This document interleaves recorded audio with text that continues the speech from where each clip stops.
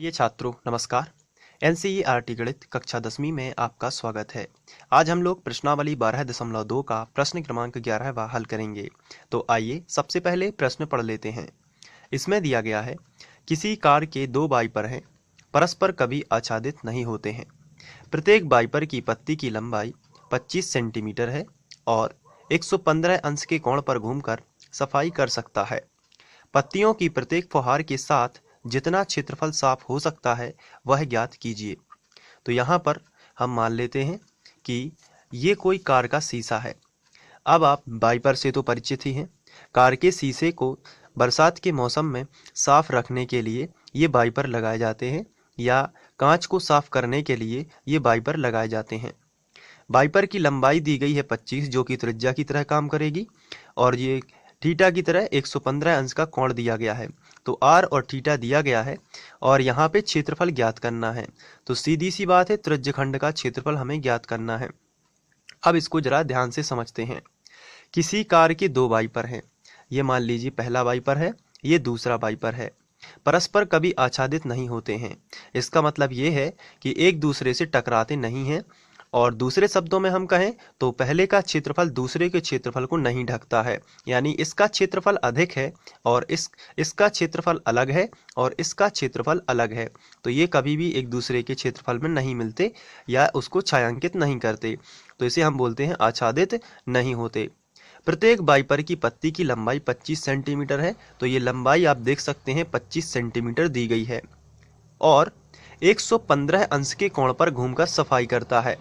यहाँ पे आप देख सकते हैं ये बना है 115 अंश का कोण, तो इस पर घूमकर वो सफाई करेगा। तो बहुत ही सिंपल प्रश्न है। सबसे पहले हम लिखेंगे, दिया है पत्ती की लंबाई। तो पत्ती की लंबाई जो है वो त्रिज्या की तरह काम करेगी, इसलिए हम इसे आर मान लेते हैं और आर बराबर 25 सेंटीमीटर। हमें आर और थीटा पता होना चाहिए। तो पत्ती की लंबाई आर बराबर 25 सेंटीमीटर हमें दी गई है। साथ ही साथ हमें कोण दिया गया है थीटा बराबर 115 अंश। तो हम यहाँ पे लिखेंगे थीटा बराबर हमें दिया गया है 115 अंश। तो ये देखिए पत्ती की लंबाई दी गई है और थीटा दिया गया है। अब हमें क्षेत्रफल निकालना है, तो हम लिखेंगे, इसलिए किसी भी एक वाइपर का निकाल लेंगे, क्योंकि जितनी लंबाई यहाँ पे है उतनी ही लंबाई यहाँ पर है, जितना कोण यहाँ पे है उतना ही। तो इसका त्रिज्यखंड का क्षेत्रफल हम निकाल लेंगे, तो उसमें 2 का गुणा कर देंगे तो इसका भी क्षेत्रफल आ जाएगा। चलिए हम लिखते हैं पहले वाइपर द्वारा साफ किया गया क्षेत्रफल, और इसके लिए हम सूत्र लगा देंगे। क्षेत्रफल यानी त्रिज्यखंड का क्षेत्रफल थीटा बटे 360 गुणित पाई आर वर्ग। अब यहाँ पे देखिए थीटा का मान कितना है, तो थीटा का मान 115 है। तो हमने यहाँ पे लिखा 115 बटे 360 गुणित पाई का मान है 22/7, तो हमने लिखा 22/7, और आर का मान जो हमें दिया गया है वो है 25 का वर्ग। ये देखिए आर की जगह पर हमने रखा 25 और वर्ग लगा है, तो यहाँ पे भी हमने वर्ग लगा दिया। आगे बढ़ते हैं। तो 115 ज्यों का त्यों, या फिर हम इसको कैंसिल कर सकते हैं। इसको हम 5 से कैंसिल कर सकते हैं। चलिए देखिए कैसे। 7 35 बचा 1 हो जाएंगे 10, 5 दूनी 10। इसको करिए कैंसिल 5 से, तो 5 दूनी 10 बचा 1 हो जाएंगे 15, तो 5 दिया 15 है। तो आ जाएगा 23/72 और 23/72 गुणित 22/7 गुणित 25 का वर्ग है। इसका मतलब हम लिख सकते हैं 25 गुणित 25। आगे बढ़ते हैं और देखते हैं क्या होता है। तो यहाँ पे अब यदि हम 2 से कैंसिल करें, तो 2 तिया 6 और 2 6 12 और 2 11 22, तो आ जाएगा 23/36 गुणित 11/7 गुणित 25 करेंगे तो आएगा 625। अब इसको और कैंसिल करते हैं, तो यहाँ पर अब हम इन तीनों का गुणा कर देते हैं। तो तीनों का जब हम गुणा करेंगे तो ये गुणा करके आप देख सकते हैं ये आएगा 15 81 25। अब आप इसका तो गुणा कम से कम कर ही लेंगे, क्योंकि सबसे पहले आप 23 का 11 में करिए और जो आंसर आएगा उसका 625 में कर दीजिए बटे। अब हम इसका गुणा इसमें करेंगे तो ये आएगा 2 7 42 की 2 हासिल आ जाएगी 4 7 या 21 और 4 हमने जोड़ा तो आ जाएगा 252 यानी कि 25। चलिए, तो ये आया है पहले वाइपर द्वारा साफ किया गया क्षेत्रफल।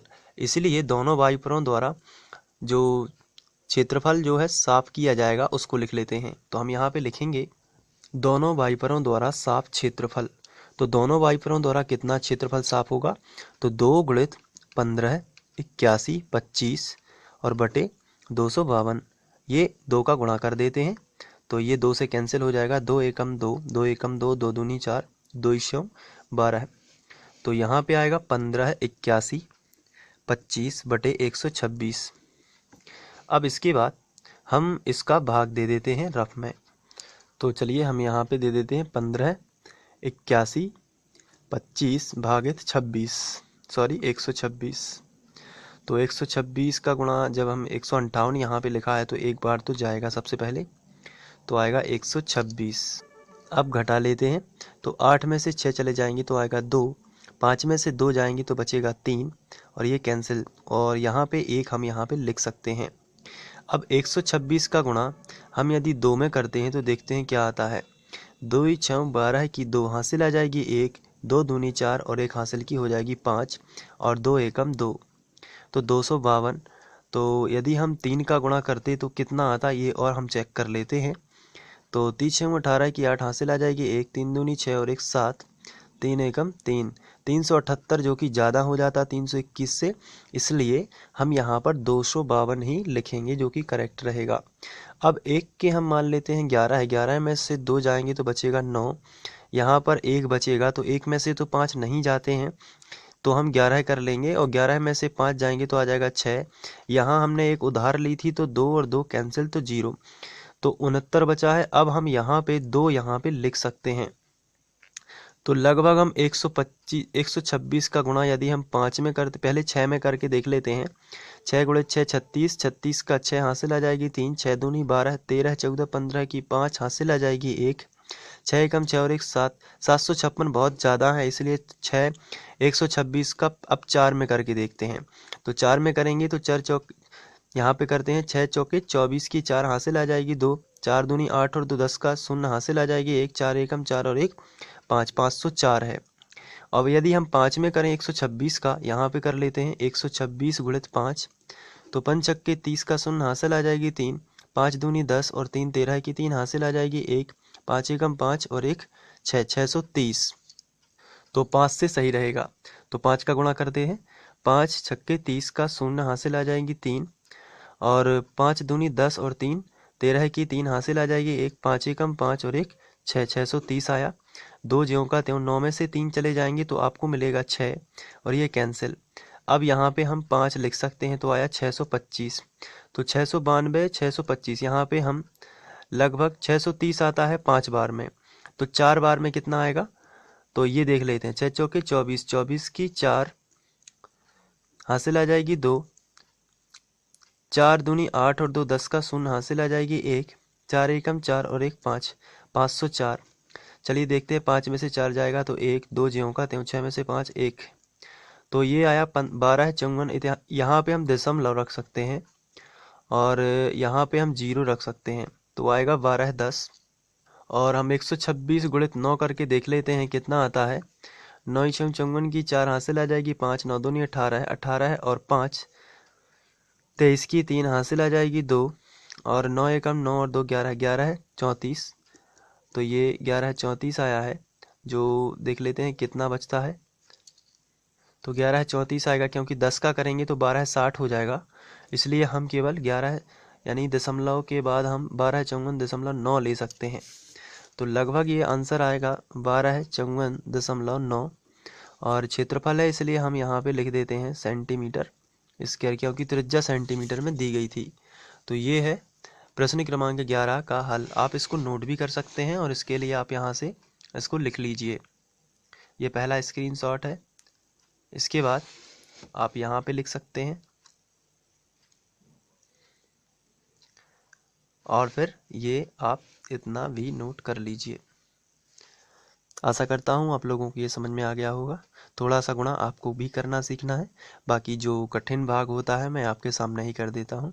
तो मेहनत करते रहिए और आगे बढ़ते रहिए। Thank you.